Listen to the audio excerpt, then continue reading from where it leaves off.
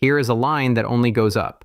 Every year, you added to it. They told you it was an asset. Here is the line they promised would follow it. For 5 years it did, then it flattened, while the first line kept climbing. And here is the line nobody graphed for you. The point where these two cross is the year your raise quietly became a pay cut. 3 to 4% a year, calibrated to the decimal, to keep you slightly happier than quitting. 2 open roles. One wants 5 years, one wants 12. The pay bands almost overlap. The market is telling you something it will never say out loud. There is a level in this industry where having too much experience makes you less hireable than a junior with something to prove. The title they gave you wasn't a rung. It was the lid, the seniority trap. And the lid isn't loyalty failing. It's a number on a spreadsheet you were never shown. Let's look at the number. Finance does not see your code. Finance does not see the outage you quietly prevented at 2 in the morning. Finance sees one cell, what you cost, fully loaded every month, and whether that number is trending the wrong way. To you, your experience is a deep well. To the spreadsheet, it's just the most expensive line on the team, attached to the person least likely to leave. And a spreadsheet doesn't feel anything about that. It just notices. So here is the math a manager runs and never says out loud. One senior at the top of the band costs roughly what 2 mid-level engineers cost, and 2 mid-levels look, on paper, like more hands, more tickets closed, more velocity. It isn't true.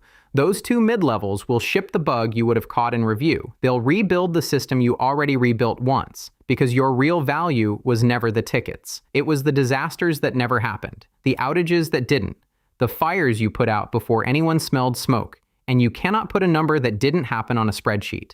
This is the comfort ceiling, the point where your salary crosses the line and the company would quietly prefer you didn't stay. They won't fire you. Firing is expensive and it looks bad. They'll do something cheaper. They'll let the raise lag, let the scope shrink, and wait.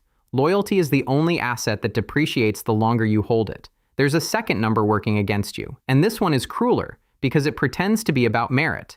The market does not pay for knowledge. The market pays for scarcity. And right now, the scarce thing, the thing the filter is tuned to, is the newest tool. Not the deepest understanding, the freshest keyword. You spent a decade learning why systems fail, the kind of knowledge that doesn't expire. And the market priced it below someone who learned last year the syntax of a tool that'll be legacy by the time your mortgage clears. Now refresh that first graph. There's a region in the middle nobody warns you about. Call it the dead zone. Too senior to be cheap, not rare enough to be a specialist, too expensive to be a bargain, too general to be a unicorn. The exact spot a 15-year resume lands by default. And the data is quiet, but it's consistent. Pay climbs hard through year 5, 6, 7. And then the curve bends toward flat. Past that, the title senior is, at most companies, the career level.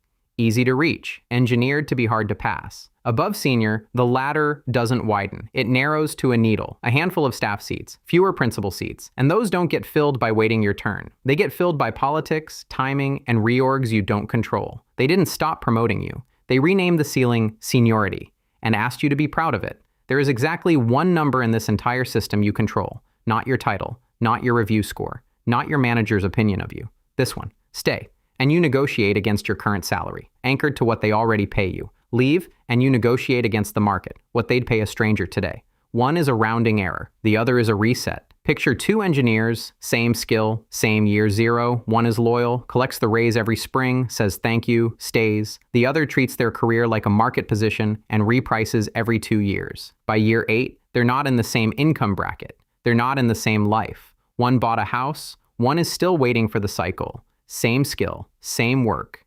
The only thing that diverged was strategy. And this isn't a hack somebody invented. For most of the last decade, people who switched jobs saw their pay grow faster than the people who stayed. It wasn't a trick, it was the structure. Now, be honest with yourself, because the comments section will be. In a frozen market, fewer roles, slower hiring, that gap narrows. There were stretches recently where staying paid almost as well as leaving, simply because nobody was leaving. Job hopping isn't free, and it isn't always open. It costs you context, tenure, the benefit of the doubt. It's a lever, not a cheat code. But here's the part that doesn't change. The internal number is always anchored to your old salary. The external number never is. So even when the gap is small, the direction is the same. The exit is the only door that reprices you to who you actually are now. You will never be paid your market rate by the people who already know your old one. Here's the uncomfortable part. And it's not the part you came for. The ceiling is real, but it isn't a conspiracy. Nobody in that building hates you. There's no villain with a clipboard deciding to underpay the loyal. It's worse than a villain. It's indifference. Automated. A budget that grows 3% a year. A band with a hard top. A title that was always meant to be a destination, not a stop. You weren't betrayed. You were budgeted. And like that spreadsheet back at the start, a budget doesn't feel anything when it fails you. It just holds. Which means the mistake was never the work. It was the direction you were looking for the reward. You kept looking up, at the next title, the next review cycle, and the value was sideways the whole time. The exit was never locked. It just wasn't drawn on the org chart. You did everything they told you. You went deep. You stayed. You were the reliable one. And none of that was wrong. It was just priced for a game you didn't know you were playing. A game scored in budget, not in loyalty.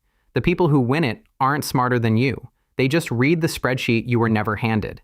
They didn't put a ceiling on your career. They put one on your chair. But if budgets are the real machine, if your raise was decided by a spreadsheet, not your manager, then there's only one question left. What's actually in that spreadsheet? There's a gap between what a company can pay you and what it will pay you, and the engineers who get repriced are the ones who learn to read it.